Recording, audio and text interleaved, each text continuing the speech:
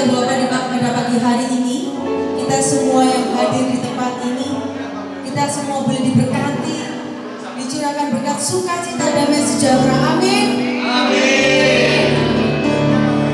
Mari kita mau bagi berdiri, kita mau bersorak-sorai buat Tuhan. Mari yang di belakang, saya undang untuk maju dulu, maju ke depan.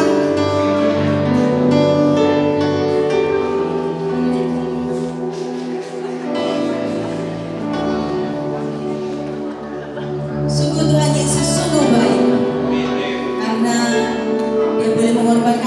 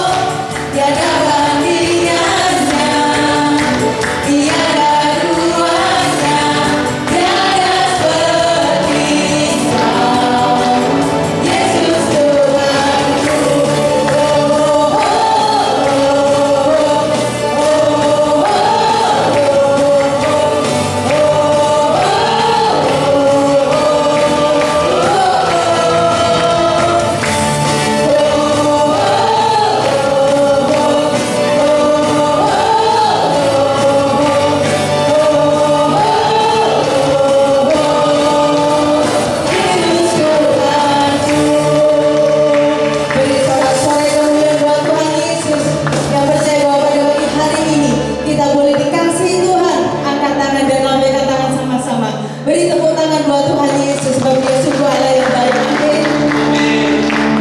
Pada saat ini silakan duduk. Kita mau masuk satu dalam doa. Di dalam nama Bapa dan Putra dan Roh Kudus.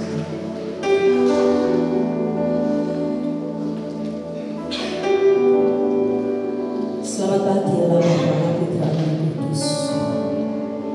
Tuhan, terima kasih. Sungguh kami berterima kasih Tuhan, bahwa pada pagi hari ini kami boleh berkumpul bersama di tempat ini, untuk kami boleh memuji dan menyembah Engkau. Biarlah pada pagi hari ini Tuhan, kami mau persembahkan waktu kami kepada-Mu Tuhan. Kami mau taruh segala permasalahan kami Tuhan di bawah kaki salib-Mu Tuhan. Terima kasih Tuhan Yesus, bahwa Engkau sudah mengorbankan anak-Mu Yesus untuk kami. Engkau selalu memberikan kasih-Mu yang begitu luar biasa untuk kami, agar kami boleh mengerti bahwa kasih-Mu yang ada di dalam kami begitu besar. Ampuni setiap kami Tuhan, ketika kami gak menyadari bahwa kami juga harus mengasihi diri kami sendiri, sebagaimana mengasihi Engkau dengan segenap hati dan segenap jiwa kami. Terima kasih Tuhan Yesus. Bapa, sentuh hati kami, jamah hati kami pada pagi hari ini. Ubah kami menjadi hati yang baru, agar kami benar-benar layak di hadapan-Mu, agar kami benar-benar berkenan di hadapan-Mu. Terima kasih Tuhan. Terima kasih. Biarlah kami boleh tinggal di hadirat-Mu pada pagi hari ini Tuhan.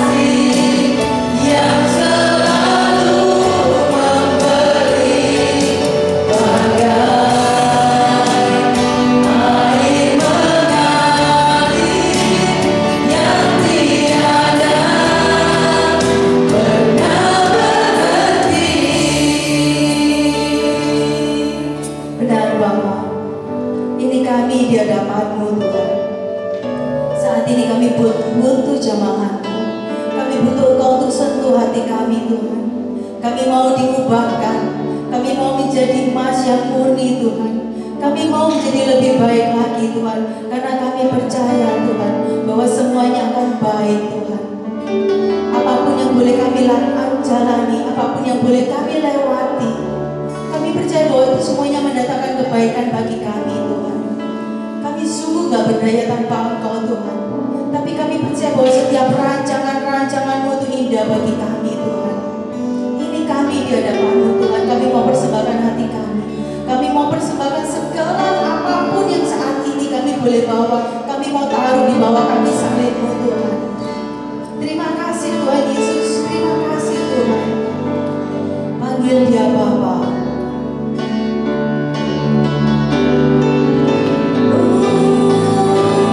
Bagai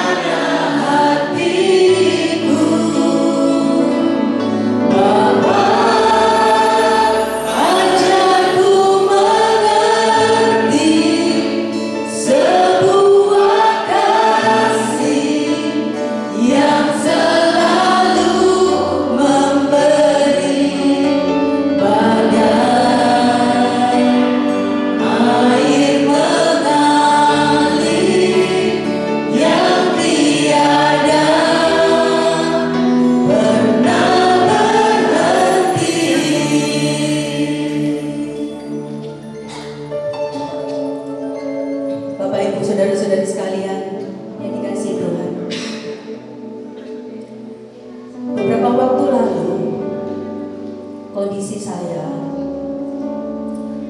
baik-baik saja. Tetapi beberapa bulan yang lalu kondisi saya nggak baik. Ketika tema PD hari ini mencintai diri sendiri, buat saya adalah orang yang untuk pribadi saya gampang lah.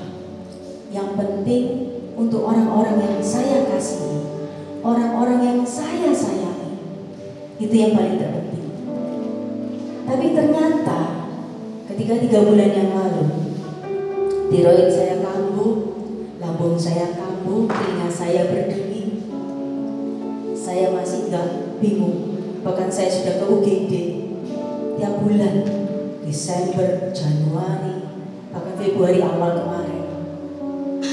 Bahkan ketika saya harus perjalanan ke Singapura, saya mau pulang ke Indonesia, paginya saya harus masuk UGD. Saya bilang, Tuhan, kali ini saya tahu bahwa saya harus belajar untuk mengasihi diri saya, agar ketika saya boleh mengasihi orang lain, benar-benar Engkau Tuhan, bukan pribadi saya, tapi pribadi Engkau yang ada di dalam hati saya, untuk boleh berbagi kasih, boleh mencintai orang-orang lain, bukan dengan kekuatan saya, tapi dengan kekuatan Tuhan. Dan di hari itu saya masih ingat ketakutan yang luar biasa.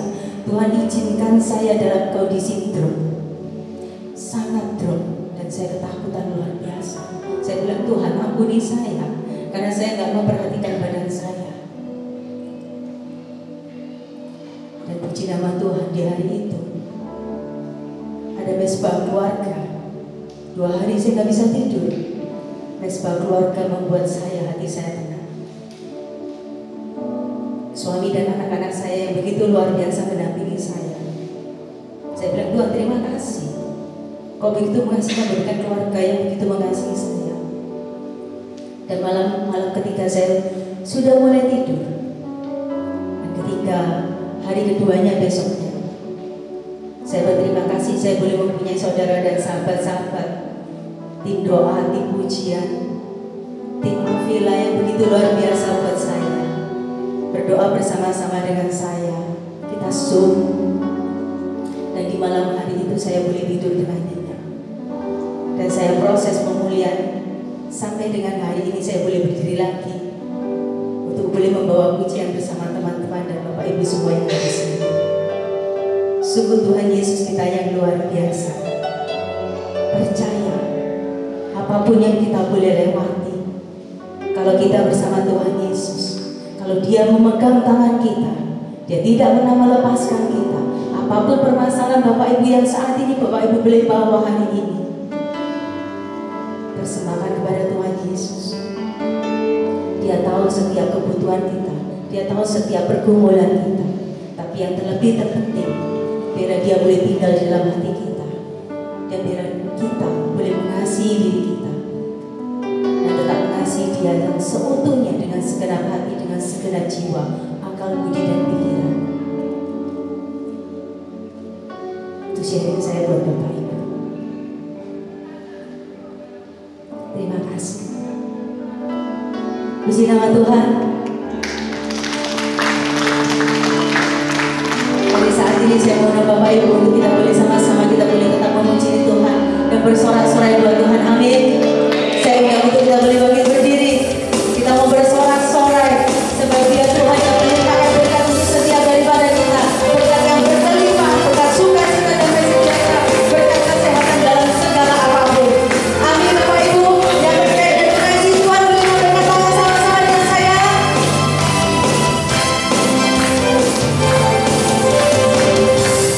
Dari hari ke hari tak pernah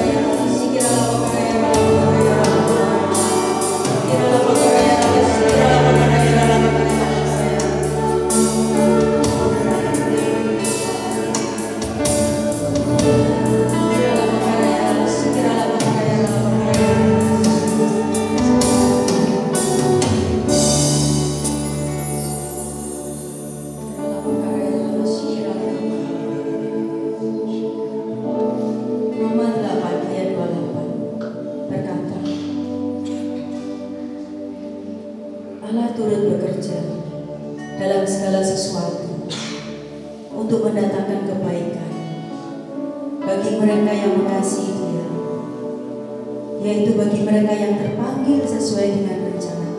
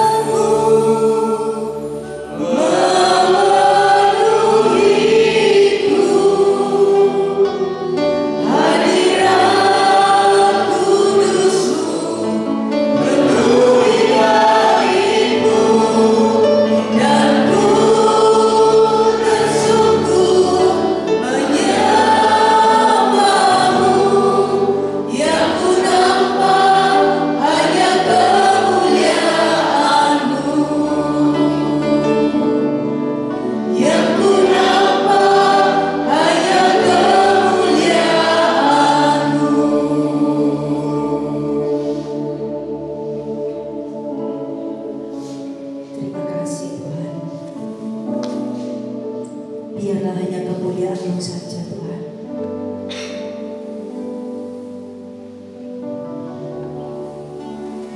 Dan pegang erat tangan kami, Tuhan. Jangan pernah Kau lepaskan kami. Ajar kami untuk kami boleh mengerti hari demi hari setiap perkenanan-Mu atas kami. Terima kasih Tuhan, sudah lagi kami mau mendengarkan dari anak-Mu yang sudah Engkau pilih, Bapak Jonathan. Biarlah segala apa yang boleh beliau sampaikan semuanya daripada-Mu. Urapi beliau sebelumnya, Tuhan. Terima kasih Tuhan. Kemuliaan kepada Bapa dan Putra dan Roh Kudus, seperti pada permulaan, sekarang, selalu, dan sampai segala abad. Amin.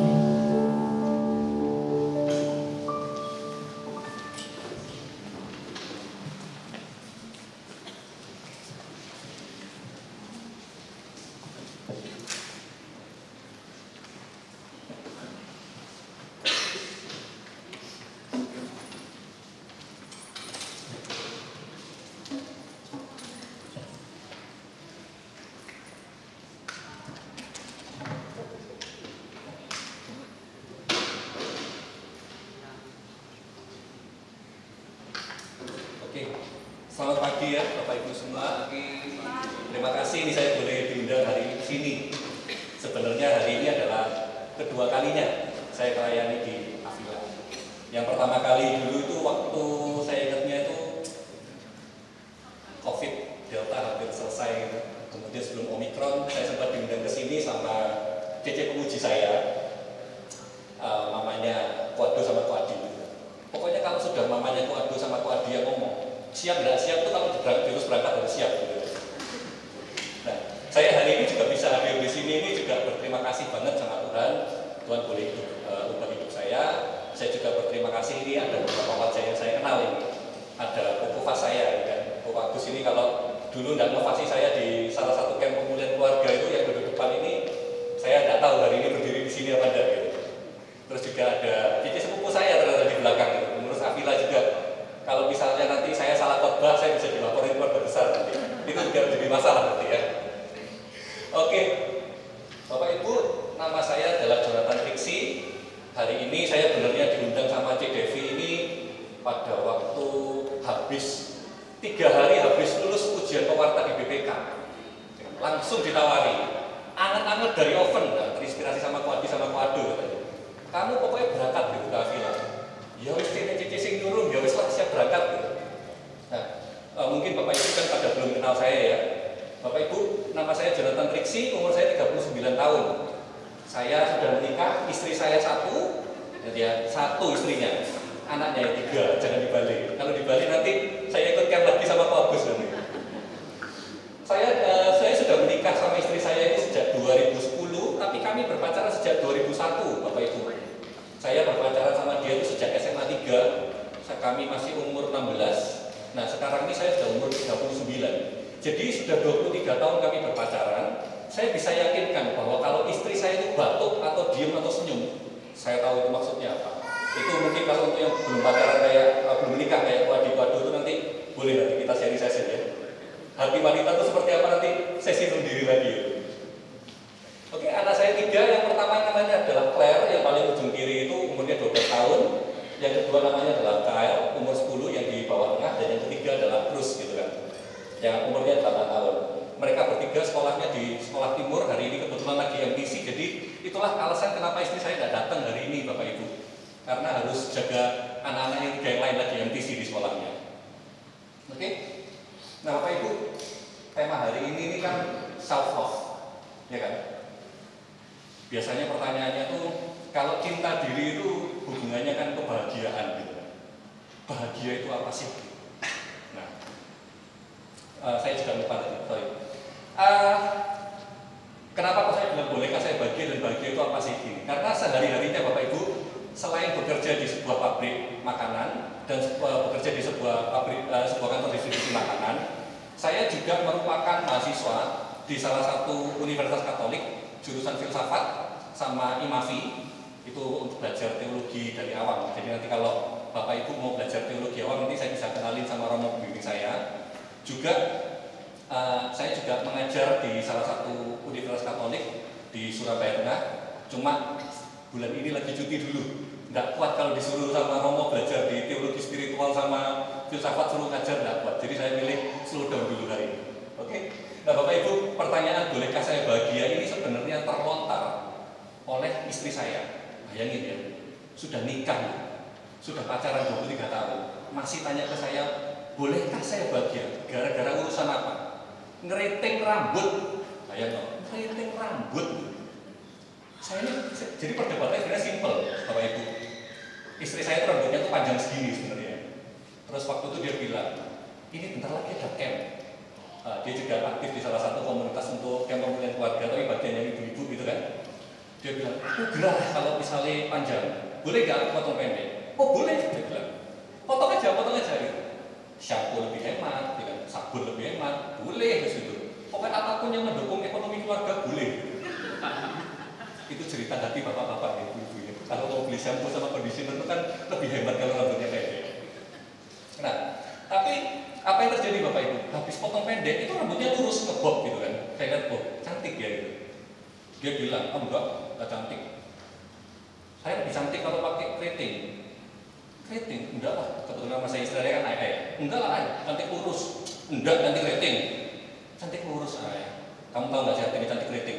Nah ini ya, pelajaran pertama untuk yang belum nikah. Kalau istrimu sudah berkata sesuatu dengan nada datar, cantik nggak aku kalau keriting? Jawaban, iyo sekarang ini. Karepmu wis apa ya? Duitnya ini, kartu kredit nih, wis pergi salon sana wis. Itu bantuannya kalau mau menikah gitu. Kalau udah dibilang cantik lurus, enggak cantik kredit, kasih no kartu kreditmu langsung wis. Itu lebih bahagia pasti hidupmu nanti ya. Itu ya, denger ya, adik-adik ya. Oke? Nah, permasalahannya adalah yang lucu Bapak Ibu. Kalau masalah keriting rambut aja itu jadi gegeran. Bapak Ibu percaya nggak, sebelum saya menikah itu saya tuh bener-bener terobsesi dengan pekerjaan saya. Saya merasa bahagia itu kalau di pekerjaan saya itu berkontribusi. Nah, ini adalah permasalahan yang saya bawa sejak saya menikah sampai sejak saya pacaran sampai saya menikah, Bapak Ibu. Saya pacaran dengan istri saya itu sejak 2001, kami menikah 2010 sampai 2019 sebelum saya ketemu Pak Agus itu. Hobi saya kalau ditanya orang-orang apa? Bekerja. Jam 7 malam berangkat, pulang jam 10. Nanti kalau jam 10 selesainya saya mainan game. Saya juga dulu mantan profesional gamer Bapak Ibu. Jadi kalau kehidupan profesional gamer itu kayak Batman. Jam 10 malam sampai jam 5 itu kami hidup gitu kan. Nanti habis jam 5 pagi kami tidur sebentar, jam 9 kantor lagi. Kehidupannya gitu-gitu terus membosankan pokoknya. Nah, tapi ada satu masalah Bapak Ibu yang saya bawa sejak saya pacaran adalah saya baru merasa bahagia kalau saya berhasil dalam pekerjaan. Jadi ini adalah kebahagiaan saya. Kalau pekerjaan saya berhasil, saya bisa bawa duit banyak, pulang ke rumah saya bisa menafkahi istri saya dan anak saya rasa cukup. Saya bisa melihat anak saya tumbuh, saya rasa cukup. Istri saya terpenuhi, mau ke salon, mau keriting, mau beli tas, mau beli apa, asal saya bisa punya duit, bisa memenuhi, saya rasa cukup dan saya bahagia. Dengan hanya melihat perkembangannya mereka, tanpa saya terlihat terlibat di dalamnya, saya bahagia. Nah, terus kalau ditanyain kan, ada satu saat itu mama saya dan mama saya ini sangat dekat gitu kan. Mama saya itu sempat bilang gini, Bapak Ibu, kamu ini nek kerjaanmu berhasil, kamu berduit, terus mau kemana gitu? Ya enggak ada, Mas, mau ngapain gitu kan? Mama kan ya sudah tahu aku sharing-sharing sama mama kayak apa. Karena setiap malam saya pasti sebelum pulang kerja, saya pasti masuk ke kamarnya mama selama 1 jam setengah 2 jam. Kami pasti berdiskusi mengenai hidup lah, mengenai pekerjaan lah. Mama dan saya itu sangat dekat dan memang kami seperti teman baik, Bapak Ibu. Bukan seperti anak sama mama, enggak. Suatu saat itu mama berkata gini kepada saya, Jonathan, dia panggil saya Jun, anggaplah pekerjaanmu berhasil, anggaplah kamu megang duit. Aku lihat kamu ini kecapean. Kamu mau bawa kemana hidupmu? Apa visimu? Nah ini, kalau buat Bapak Ibu yang belum tahu, ini mama saya nih. Waktu 2019 ini ikut camp pemulihan keluarga juga nih, komunitas kami bareng Kuapus. Waktu mama saya ini tanya, Bapak Ibu, kamu bawa kemana keluargamu? Apa visimu itu? Saya bilang, Mama, visi keluarga aku itu simpel, Mama. Pekerjaanku 5 tahun lagi mau begini, 10 tahun lagi mau begini. Keluargaku nanti pokoknya nanti ya ayah tak kasih uang, kemudian istriku tak kasih, anak-anakku tak nafkahi sampai dia bisa S1, S2, selesai. Terus buat kamu sendiri apa? Visimu untuk kamu apa? Ya tidak ada. Tidak ada, Bapak Ibu. Ngapain? Saya tidak ada, Mama. Saya pokoknya melihat mereka tumbuh, saya sudah happy. Apalagi orang tua tuh hanya pengennya itu. Yang mengagetkan ya Bapak Ibu, 2019 di saat pulang camp ini, mama tuh bener-bener ngomong sama saya gini, Jun, you are lack of vision. Kamu nggak punya visi. Saya kaget loh Bapak Ibu. Saya udah jelasin loh. Mama, kerjaan saya begini, 5 tahun lagi, 10 tahun lagi begini. Saya udah tahu ini mau kemana. Kenapa kamu masih bilang saya nggak punya visi? Ini hal yang nggak masuk akal, Mak. Saya sudah tahu 5 tahun lagi omset perusahaan saya harus berapa. Saya sudah tahu perusahaan nanti ini mau berkembangnya jadi apa. Visi apa yang kurang dari saya? Kamu nggak tahu visi hidupku terakhir kamu nanti mau apa juga. Saya waktu malam itu bingung. Namanya anak ya, nggak kalah pinter sama mamanya. Tak balik aja. Nek gitu visi ini mama apa coba ya? Mama masuk punya visi ya. Tak lihat mama lo sudah umurnya sudah 67. Masa mama punya visi? Ada visinya mama. Jadi kenapa mama nggak punya katanya? Ini katanya Bu Yesus. Saya kaget. Mama bilang dengan sangat simpel bahwa di akhir hidup mama tahu mama akan dihadiri dengan dasar kasih saja. Satu quote yang saya cari gitu kan. Mama saya itu kalau nulis quote itu ditulis di dalam buku. Tapi nggak ada nama penulisnya, sama quote-nya nggak ada. Kecuali ini barusan menurut Santo Yohanes Salib ternyata. Nakalan mama ini pakai quote ini gitu kan. Terus saya tanya, Mah, kasih mama itu, masalahnya kasih itu nggak bisa diukur, Mah. Kalau kita ngomong cinta, saya cinta sama ayah, saya cinta sama istri saya, ukurannya apa? Kartu kredit saya, limit plafonnya, kalau hari ini 10 juta, besok 20 juta, 30 juta. Kasih nggak bisa diukur. Jadi menurut saya, mama malah yang nggak punya visi. Soalnya punyanya mama nggak bisa diukur. Saya bisa. Omset perusahaan saya sekian, kemudian nanti langkah kalau sudah jadi perusahaan 1, jadi 2, jadi 3, saya tahu saya mau kemana. Pembicaraan waktu itu ya Bapak Ibu, sangat menampar saya bahwa mama berkata, enggak gitu. Terkadang dalam hidup segala sesuatu tidak perlu diukur, tidak perlu ada ukurannya. Tapi kalau kamu punya kasih dalam hidupmu, kalau kamu tahu apa yang harus kamu lakukan dengan kasih itu, kamu tahu bahwa dari ini kamu melakukan kesalahan. Kalau nggak percaya, ayo kita debat diskusi. Nah, mama saya juga nggak tahu kenapa tiba-tiba jadi filsuf gitu kan. Bilangnya gini, coba kamu sekarang ukur, Miss. Ukuran kerjaanmu mau kemana? Saya bilang, oke, Mak. Kerjaan saya tahu 3 tahun lagi perusahaan saya omsetnya jadi naik 80%. Oke, kalau 80% naik, kalau ditanya sama orang-orang, yang bikin perusahaannya berhasil siapa? Loh ya saya. Lalu saya yang punya rencana, saya yang mengeksekusi, saya yang mengakreditasi semua, memverifikasi dan sebagainya. Nah, ukuran itu berarti ukuran sombong. salah ukurannya. Ya wis, sombong ya Pak. Oke, tak terima wis, tak terima sih. Ya wis, tidak boleh saya ya. Berarti mari gini kami maka ganti. Mari gini kata dasarnya adalah teamwork gitu. Saya dan teman-teman saya di pekerjaan. Terus, ayo coba ukuranmu lagi keluar. Ya wis Pak, nek berhasil ya Pak ya, nek berhasil. Saya kan pegang duit. Loh kalau pegang duit, emang saya mau bagi ke bawah berapa? Oh ya, enggak tahu Pak, nanti saya lihat-lihat gitu. Nah ya itu, kamu kikir katanya. Oh salah Pak. Ini sesuai jadi mencekno gitu, jadi ngomongnya mama. Oke wes mah, wes tak terima wes, aku sombong aku pikir, oke, lanjut lagi mah. Ya wes, kamu naik ketemu klienmu sih belum kenal Tuhan. Ya maaf ya Bapak Ibu, karena saya kan kerjanya di sales gitu kan. Di sales ini ya entertainment itu begitulah gitu. Tapi saya ini selalu berusaha untuk menghindar. Jadi kalau misalnya nanti ada entertainment, saya selalu bilang, sakit perut. Aduh ini anak saya harus gini, harus gitu. Karena apa? Kalau enggak saya dicemplungin camp lagi sama Pak Agus sama Cik Devin. Nanti kali berapa kalau saya masuk camp lagi. Mama bilang begini, kalau entertainmentnya seperti itu tidak membawa kebaikan apapun kepada kamu selain kamu jadi tambah cabul. Pak aku ini gak melo-melo Pak. Gak melo-melo entertainment. Iya. Tapi waktu kamu eling namanya masa kamu udah bayar. Iya wis mama bener mana wis. Iya wis sombong kengkir cabul apalagi. Ya saya tak omong ya. Kamu rakus.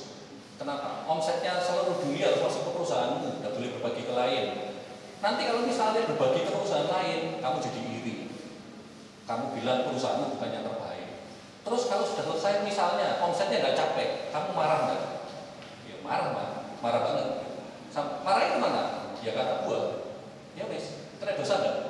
Iya mah dosa lagi. Nah terus apa Mbak? Terus aku menang aja wes itu. Ya tidak bisa. Kamu menang aja kena dosa malas. Lagi repot ya Mbak. Sombong, kikir, kabur, ragu, sini hati, marah, malas gitu kan. Kalau ukuran saya ini salah dan ukurannya harus kasih, terus pakai ukurannya sombong. Nah ini Jul, mama ini barusan dari camp itu merenung-merenung, saya tahu sekarang itu ukuran Tuhan aja. Yang lucu adalah gini, Bapak Ibu, ini kan sepertinya tahu ya, Matius 19:24, siapapun yang mau mengikut Tuhan harus siap sangkal diri, ikut salib, ikut Tuhan. Ini mama itu dapatnya ini perenungannya pada waktu ikut campnya dia itu. Tapi yang lucu Bapak Ibu, waktu dia ngomong ini, saya kaget. Karena saya lihat, mama meskipun sebelum ikut camp, sudah ngerti nilai-nilai ini. Saya diekspos oleh nilai-nilai ini secara tidak langsung sejak saya SMP 1, itu saya dibaptis bersama mama. Saya kaget, mama, kalau mama ngomong sangkal diri, oke lah, sombong kikir cabul rakus itu hilang. Mama ikut pikul, mama ngomong pikul salib. Saya ini apa enggak kurang sorong pikul salib. Bebannya anak kantor yang sales kalau nggak bisa nutup, tak tutup, maka cari tempat lain bisa nutup. Mama berkata apa? Nah, memang begitu hidup.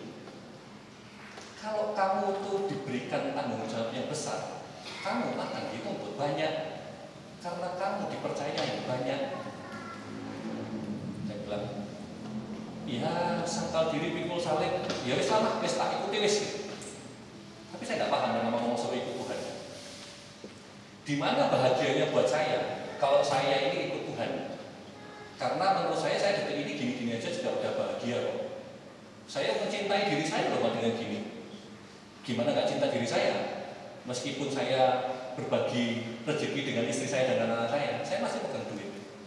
Meskipun saya nggak tahu ya, duit ini mau tak apakan ke depan. Yang penting saya pegang dulu mama. Nah, disinilah Bapak Ibu. Mama dengan sangat simple ngomongnya kepada saya. Dia berkata, ikut Tuhan itu cuma 2 jalan. Yang nomor 1, kasihlah Allah dengan segenap jiwa, pikiranmu dan tubuhmu dan semua yang kamu punya. Dan yang kedua itu, kasihlah sesamamu seperti kamu mengasihi dirimu sendiri. Sangat gampang diucapkan, sangat susah dilakukan. Betul ya Bapak Ibu ya? Setuju ya? Ini dari tadi Adi sama Adi gini-gini, kayaknya ada pengalaman hidup yang berat ya. Oke? Nah Bapak Ibu, kata mencintai diri sendiri, saat saya cari di Alkitab, tidak ada satu ayat pun yang ngomong cinta diri sendiri itu harusnya A, B, C menurut saya, tidak ada. Satu-satunya yang saya cari ya cuma ada itu. Kasihlah sesamamu seperti kau mengasihi dirimu sendiri. Terus waktu saya bilang, berarti perenungan ini tidak bisa menggunakan ayat apapun ayat di Alkitab. Saya sadar bahwa saya hari ini kalau membawakan di sini, Bapak Ibu, saya tidak bisa mengeksposisi ayat apapun selain bercerita bagaimana mama saya mengekspos saya dengan ayat-ayat yang dia lakukan dalam hidupnya dengan simple untuk saya bagikan kepada Bapak Ibu. Oke? Hari ini kita akan belajar mengenai cinta diri itu sebenarnya simple kok Bapak Ibu. Saya akan cuma bagikan 3 aja langkahnya. Yang bagaimana membangun cinta diri yang benar itu kita hari ini akan belajar dari 2 Korintus 4 ayat 7 sampai 12. Nah, mungkin kalau ada yang mau bawa, ada yang bawa Alkitab Sakti. 2 Korintus 4 ayat 7 sampai 12. Oke? Nah, kalau boleh minta tolong nih Bapak Ibu, ya kan? Kalau enggak bagi yang bawa kitab suci boleh baca di depan. Boleh nggak minta tolong Bapak Ibu? Untuk yang pria baca yang ganjil, untuk yang wanita baca yang genap. Oke? Yuk kita belajar sama-sama yuk hari ini dari 24 ayat 7 sampai 12 ya. 3, 2, 1. Tapi hari ini kami mengenai supaya nyata bahwa kekuatan yang berlimpah-limpah itu berasal dari Allah, bukan dari diri kami.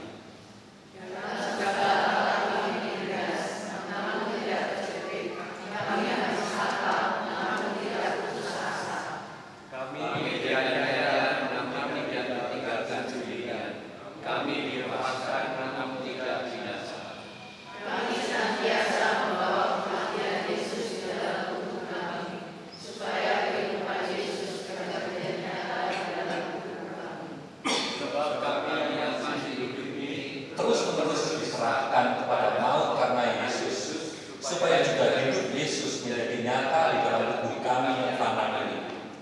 Maka demikianlah maut dia di dalam diri kami, dan hidup dia di dalam kami. Demikianlah sabda Tuhan, syukur kepada Allah.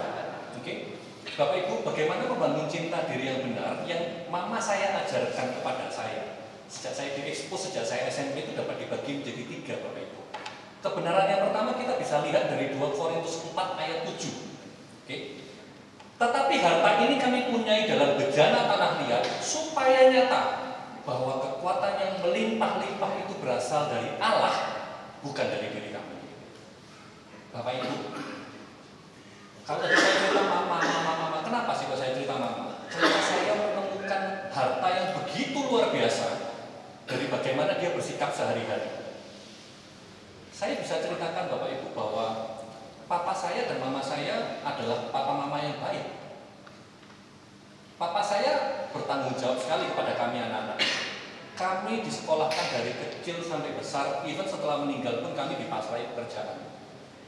Ayah saya sangat bertanggung jawab. Tetapi tentunya setiap manusia punya dosa, setiap manusia punya kesalahan. Papa punya kesalahan, tapi yang saya lihat Bapak Ibu, setiap kali papa memiliki kesalahan itu, mama menangis melihat kesalahannya papa.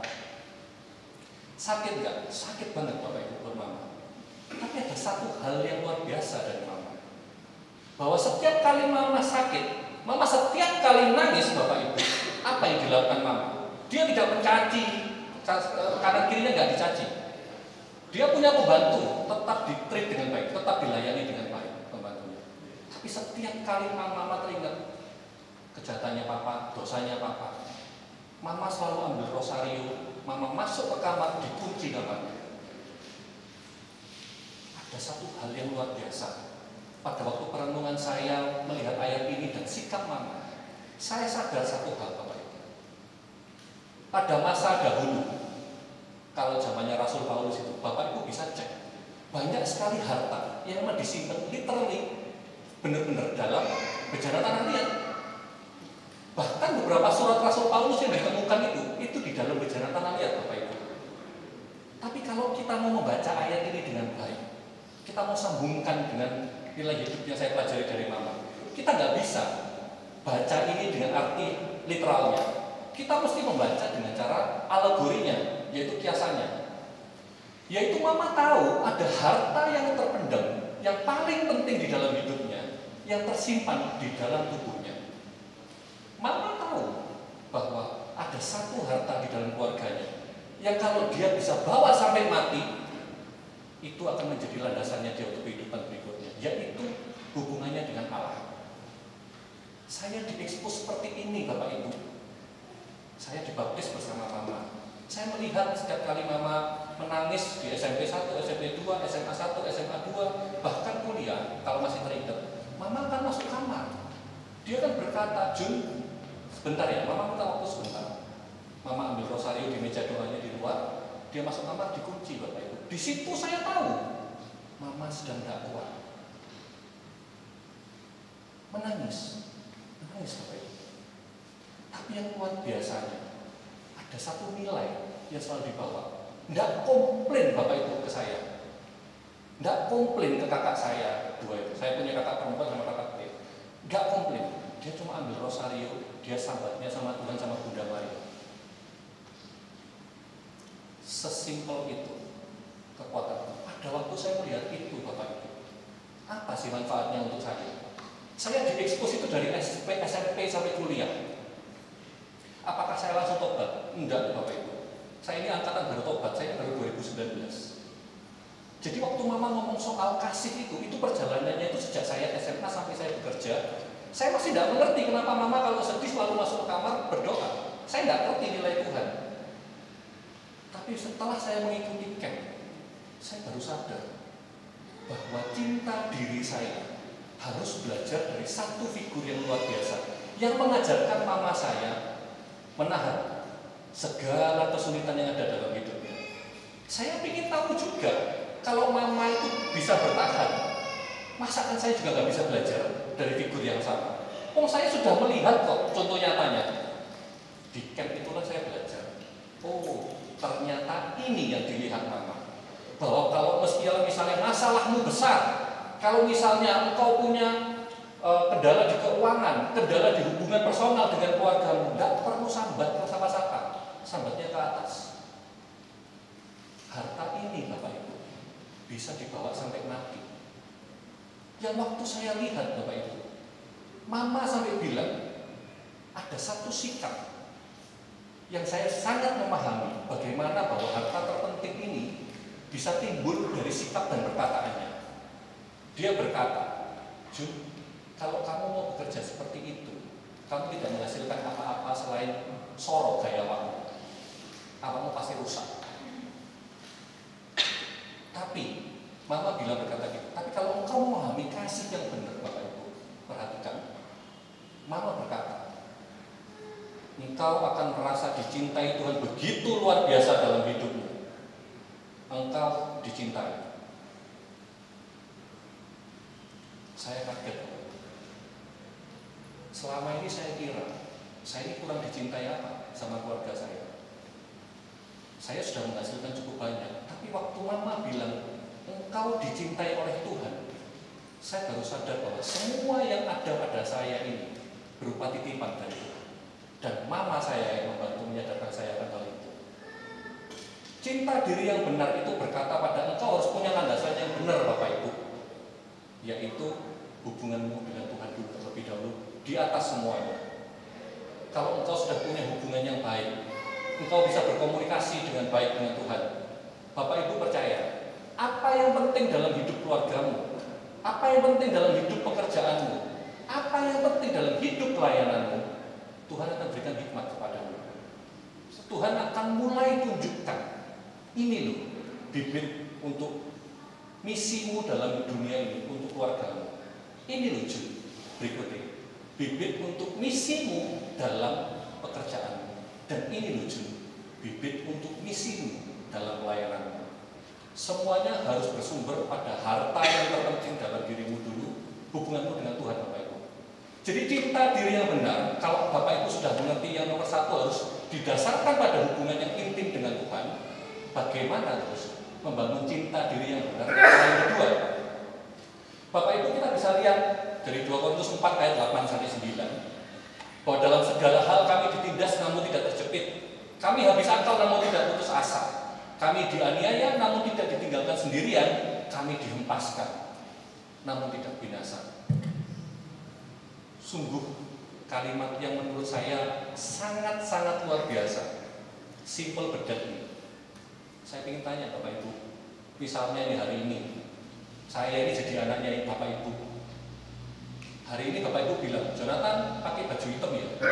Saya bilangnya baju merah aja mah, lebih keren. Mama ini nggak tahu soal mode. Atau misalnya Bapak Ibu, saya bilang bahwa apapun yang Bapak Ibu pokoknya lakukan ya, tak eyal terus. Saya ingin tahu, saya sih gendong anak panjang. Rasanya diusir saya yakin. Karena kalau misalnya masalah itu sudah diingetin, kamu kalau ada masalah caranya begini ya, kamu kalau ada masalah caranya begini. Kalau sudah diingetin terus menerus, tapi orangnya yang ngeyel, saya cukup yakin Bapak Ibu juga suatu saat akan ada masanya menyerah ya. Setuju ya Bapak Ibu ya? Tapi ada hal yang luar biasa yang saya mau bilang. Mama tidak menyerah Bapak Ibu. Kesalahan Papa itu bukan hanya datang sekali. Kesalahan Papa juga datang 2 kali.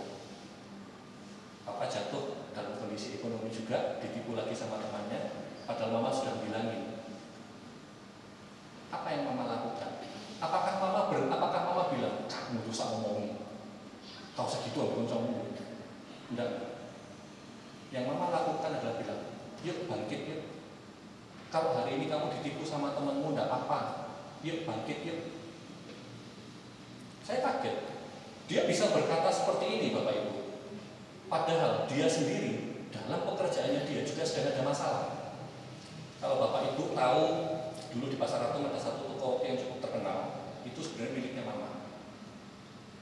Setiap pagi Bapak Ibu, setiap malam ya pagi selesai kerja di toko roti itu, dia sudah bersihkan semuanya, disanitasi, semua udah baik, ditutup plastik, kemudian dia siap untuk pergi untuk besok pagi datang kembali lagi. Bapak Ibu tahu, setiap jam 5 pagi saya lihat Mama sudah bangun. Mama sudah bangun tuh bawa alat sanitasi. Saya bingung, Mama. Dari dulu saya ikut itu saya bingung, Mama saya ingin tahu sih Mama pagi ngapain. Kejadian ini waktu saya SMP 2 ya Bapak Ibu. Saya datang ke tempat kerjanya di Pasar Atom, saya melihat yang kemarinnya saya lihat sudah dibersihin, ditutup plastik. Pagi itu jam 5 Bapak Ibu. Sudah ada di dalam baskom untuk bikin kue sama rotinya itu batu bata, kotoran-kotoran tikus, bangkai tikus yang sengaja dimasukkan oleh orang-orang yang tidak senang oleh Mama punya usaha, dimasukkan ke sana. Itu dilakuin tiap hari Bapak Ibu. Saya cuma kelihatan yang hari Minggu aja. Saya tanya sama Mama, Ma, berarti Mama ini tidak disenangi di tempat ini, di Pasar Atom? Ya mungkin juga. Terus Mama ngelakuin ini apa tidak capek? Ya, Mama ini sambil bersih-bersih gitu. Ya, pokoknya dilakukan. Toh ya, hasil ini juga bisa menjadi berkat buat orang-orang kanan kiriku. Loh Ma, padahal Mama di rumah ya punya masalah. Apa? Mama ya tahu kok ada masalah. Apa kok Mama kuat? Ya karena hidup itu harus begini. Kita harus jadi berkat. Bapak Ibu bisa bayangin ya, seorang wanita umurnya waktu itu 40-42 waktu itu. Usahanya itu lagi naik, diganggu sama orang-orang sekitar. Di rumah, papa saya juga lagi ada masalah. Juga kalau ketiban campur, Mama yang kena. Apa yang dilakukan Mama, Bapak Ibu? Tidak komplain, pokoknya lagi tidak kuat. Cara pertama tadi dia masuk ke dalam kamar, bawa rosario ini, kunci pintu.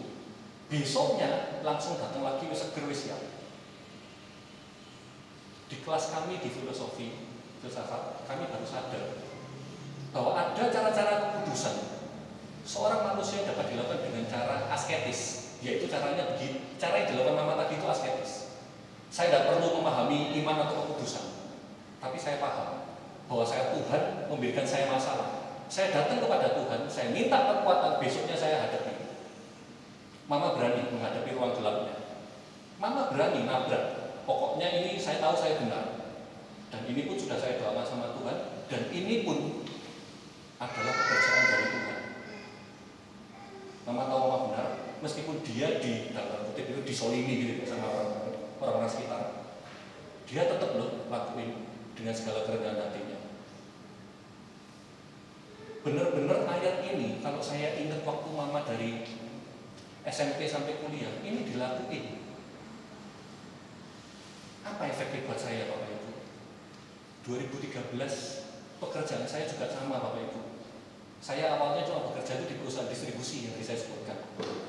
2013 ini ada satu supplier saya itu membabat habis setengah tim saya, mulai dari manajer, supervisor, salesman, admin, sopir kernet, diambil setengah, digaji 2 kali, dia buka kantor distribusi sendiri.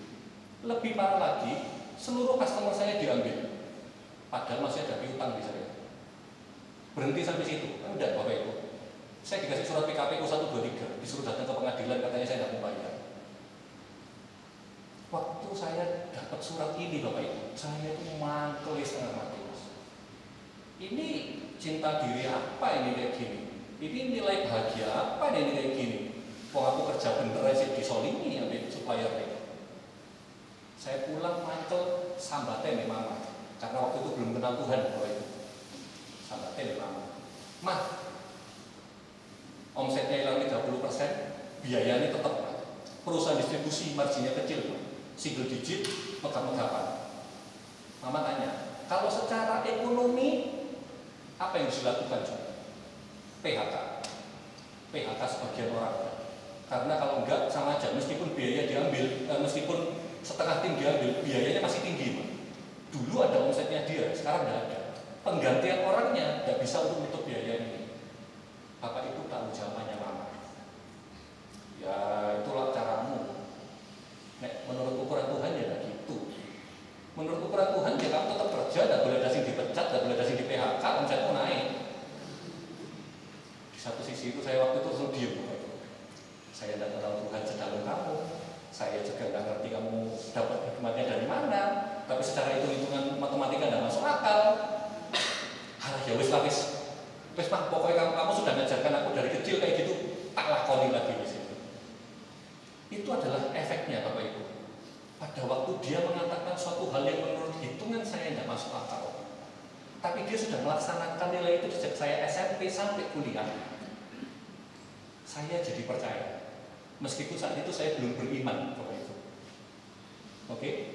Ada cinta diri yang kuat yang saya lihat, bahwa pada saat dia bilang, Jun, kita tuh dicintai loh sama Tuhan.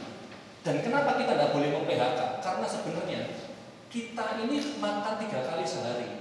Cukup nasi putih, tempe tahu, sambal sudah cukup. Dia berkata bahwa meskipun omsetmu naik, keuntunganmu naik, makanku juga cukup segini kok. Tempe tahu, tempe nasi sambal. Saya nggak perlu banyak. Saya sudah cukup.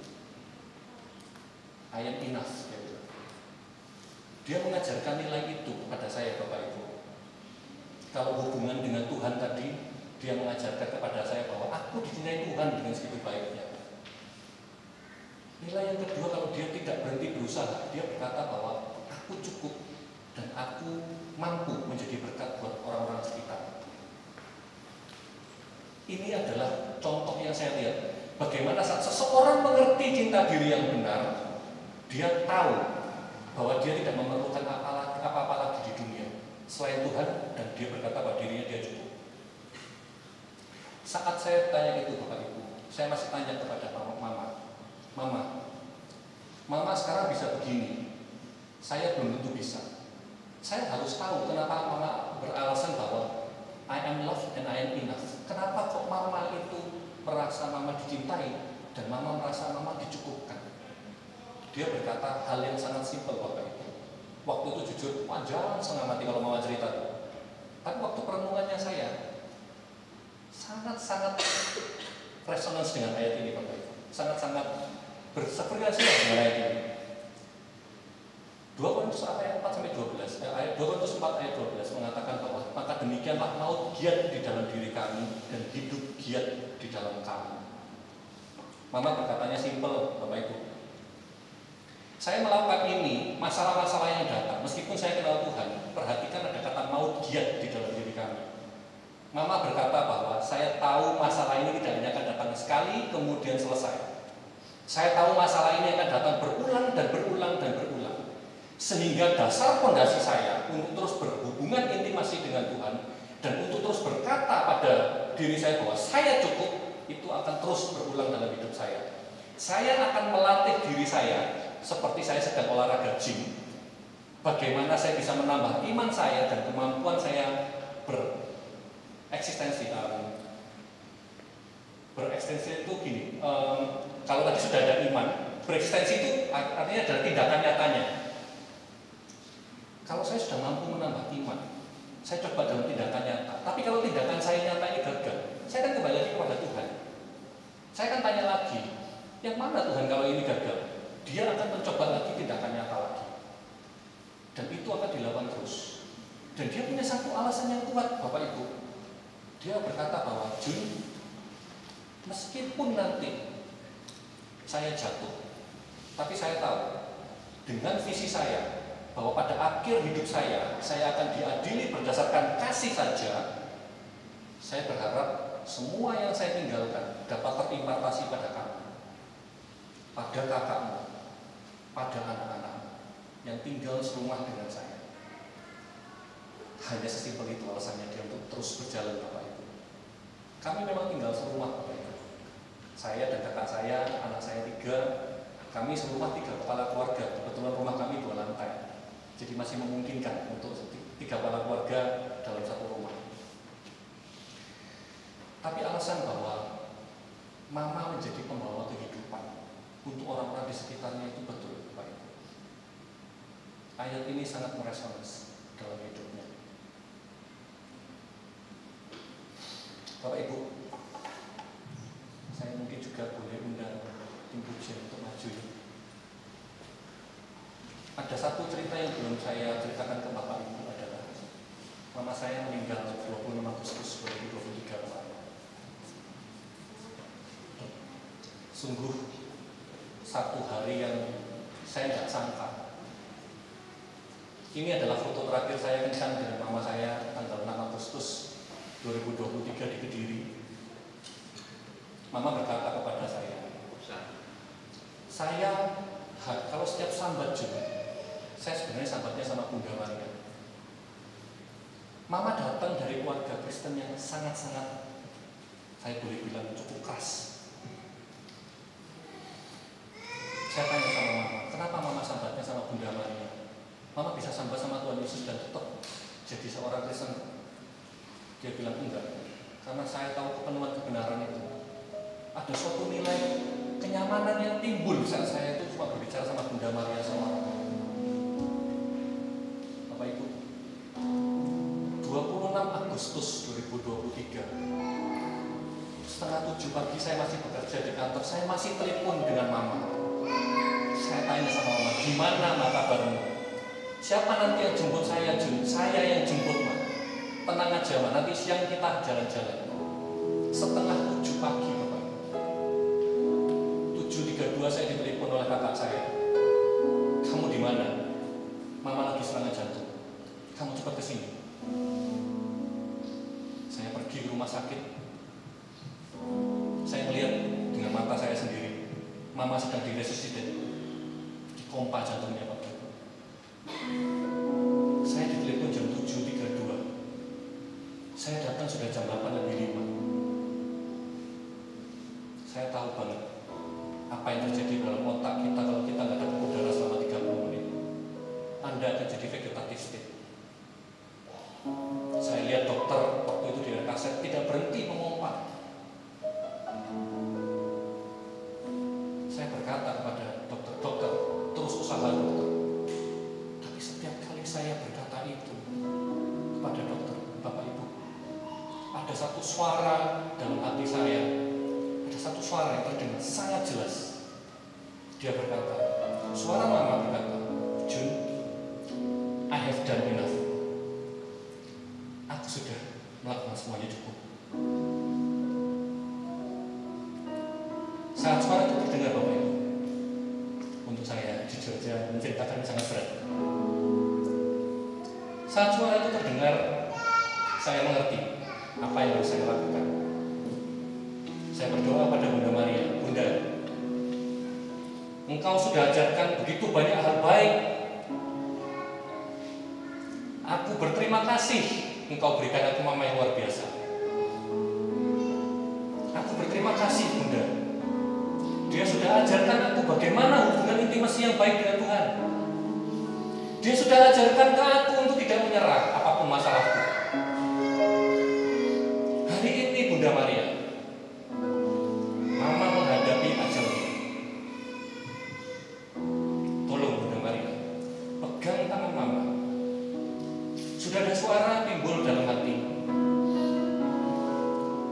berkata bahwa jalanmu sudah benar. Ingat janjimu sama mama, Jun. Menangkan jiwa-jiwa buat Tuhan. Bapak Ibu, sebuah janji yang sangat berat untuk saya lakukan. Dan saya nggak suka sebenarnya menceritakan ini kepada orang. Saya waktu dapat tema ini dari C. Devi, saya bilang, C, berat ya temanya, C. Berat banget buat saya. Karena saya paham, Mama memilih untuk menjadi mangkok yang luar biasa, Bapak Ibu. Dia bilang bahwa Tuhan, mangkokku segini. Curahkan rahmat-Mu melalui aku, dan aku tidak akan memperbesar mangkok itu lagi. Cinta-Mu yang akan meluber ke samping kanan kiriku. Mama memilih menjadi itu, Bapak Ibu.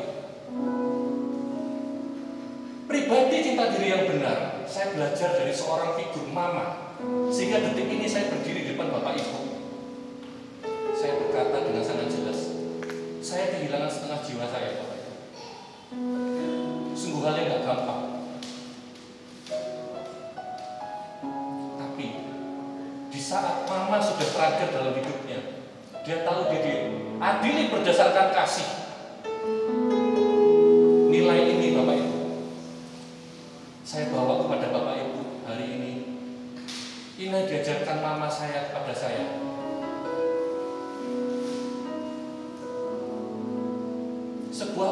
Seorang yang mengerti cinta diri yang benar akan selalu berkata, I'm love enough. Aku dicintai Tuhan dengan luar biasa. Dan aku cukup. Biarlah cinta Tuhan mengalir melalui itu kepadamu, pada orang di sekitar. Sehingga di akhir hidup kita, pada saat Santo Petrus berkata kepada kita, Jun, atau berkata kepada saya, mamanya Jun, apa yang sudah kau lakukan di dunia ini? Saya percaya, Bapak Ibu, di saat itu mama saya bisa berkata dengan sangat riang gembira. Dia berkata, I have done enough untuk anak saya dan keluarga saya. I have done enough untuk orang-orang yang dititipkan.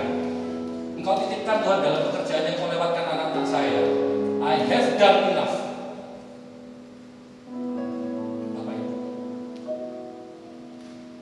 bisakah hari ini kita boleh merenung sejenak? Apa yang ada masalah dalam hidup kita? Bagaimana hubunganmu dengan Tuhan hari ini? Bagaimana hubunganmu dengan ayah ibumu, dengan suamimu, dengan istrimu, dengan anak-anakmu? Nilai apa yang mau kau perjuangkan, Bapak Ibu? Cinta diri yang mana yang mau kau pegang? Egoismemu? Atau seperti yang mama saya lakukan, dia memberikan dirinya seutuh-utuhnya hanya untuk sekedar saya bisa bersaksi di depan Ibu hari ini. Dan di akhir hidupnya dia mampu berkata, dan Bapak Ibu, hidup tidak gampang. Saya tahu hidup tidak gampang. Saya belajar dari pribadi luar biasa mama saya ini. Tapi izinkan Tuhan terus menyentuh Bapak Ibu hari ini. Izinkan dia membuat Anda memiliki pondasi yang terbaik dalam hidup Anda, yaitu dia sebagai pondasinya. Mama saya sudah lakukan, mama saya sudah impartasikan kepada saya. Izinkan Tuhan juga memberikan kau latihan dalam hidupmu. Kalau engkau hari ini punya masalah, engkau datang kepada Tuhan, tanya, Tuhan, saya harus bagaimana? Mama saya lakukan, Tuhan. Dan apa yang terjadi? Hari ini saya pun mampu berdiri di depan Bapak Ibu, meskipun berat, Bapak Ibu. Sehingga di akhir hidup kita boleh berkata kepada Tuhan, I've done enough. I've done enough. Mari Bapak Ibu, saya mau Bapak Ibu untuk berdiri. Mari kita bikin komitmen dalam Bapak Ibu. Mari kita nyanyikan lagu ini sebagai pujian kita dan untuk komitmen kita kepada Tuhan.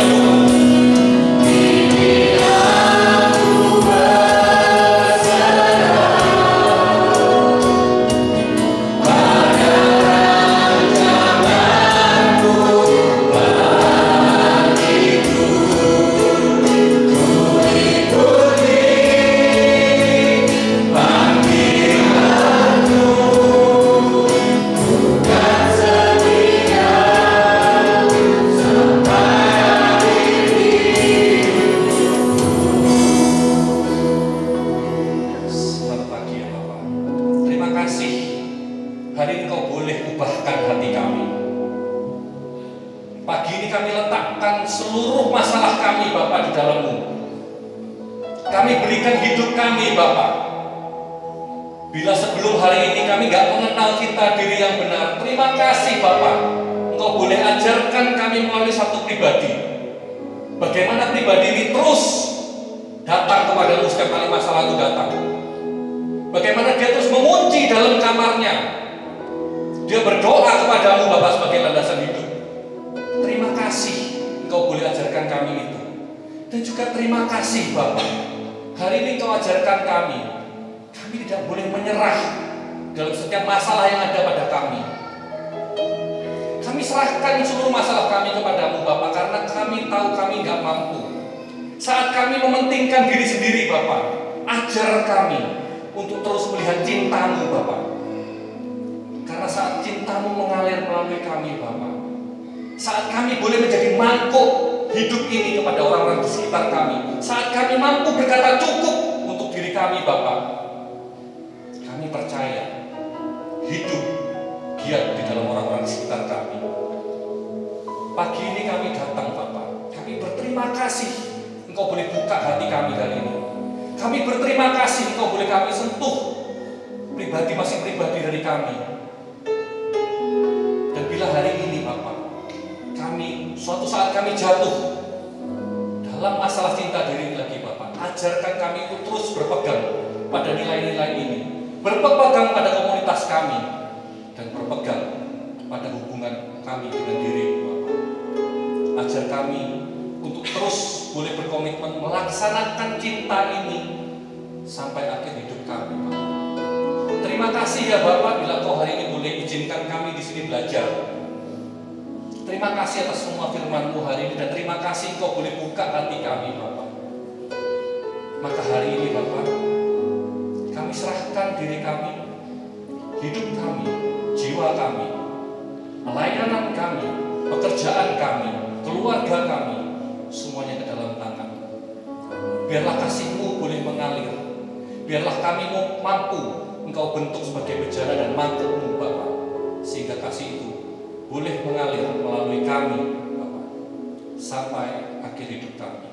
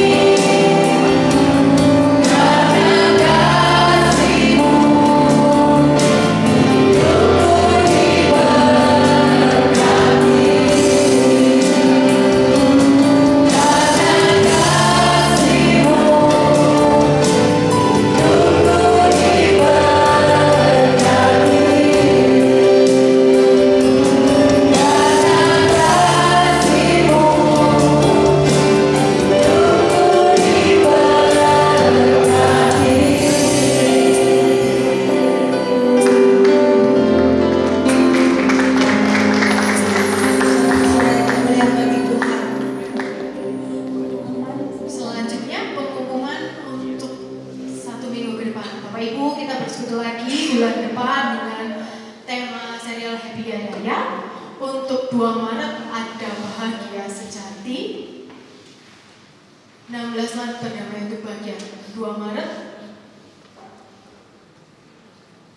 Kita akan praise and worship bersama Ko Beni Nugroho dari Jakarta spesial. Kami tunggu kehadirannya Bapak Ibu. Kita praise and worship bersama-sama di Balai Paroki. Sama jam 10 kita tunggu kehadirannya. Untuk selanjutnya,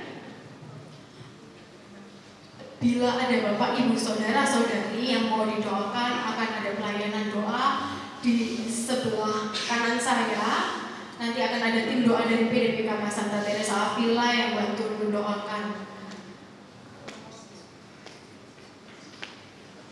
Selanjutnya ada worship night dari KMK UC yang bekerja sama dengan HSM, akan berlangsung pada hari Sabtu hari Sabtu di UC-nya sendiri di lantai 7 di auditorium.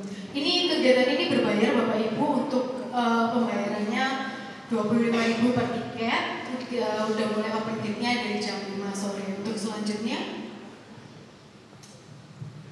kami mengundang Bapak Ibu untuk ikut hadir dalam seminar Hidup dalam Roh yang akan berlangsung selama 4 hari dari tanggal 26, 27, 28 Februari dan akan berakhir di 1 Maret 2024 jam 6 di Balai Paroki. Untuk pendaftarannya dan untuk CAP bisa melalui UC. Ada dari PDPKK Immanuel di Sumarno dan Avila di Greta, KTM di Liana, HSM di Yonatan. Mungkin bisa difoto dulu untuk untuk bagi yang mau ikut bisa daftar dulu. Ada biaya registrasi 80.000. Selanjutnya, nah ini yang menarik Bapak Ibu, untuk kehadiran kita semua. Wila hadir with Avila bagi yang umat penuh kehadirannya 15 kali mulai dari Sabtu ini sampai 22 Juni 2024 akan mendapatkan logam mulia berlogo Avila. Silakan datang tanpa mengurangi rasa hormat kita, tanpa mengurangi rasa rindu kita untuk pujian penyembahan dan mendengarkan firman dari Tuhan. Kita ada logam mulia. Selanjutnya, oke, saya mengundang Bapak Ibu yang berulang tahun dari Sabtu minggu sebelumnya sampai hari ini. Mungkin ada yang berulang tahun, silakan maju ke depan. Adakah yang berulang tahun 1 minggu sebelumnya? Dari 1 minggu sebelumnya dalam 1 minggu ini? Oke, jika tidak ada, kita berdoa.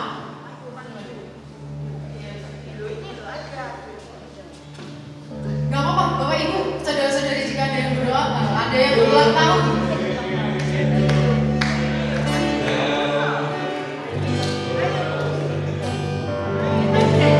Yang penting kita tidak mendahului tanggal ulang tahunnya ya.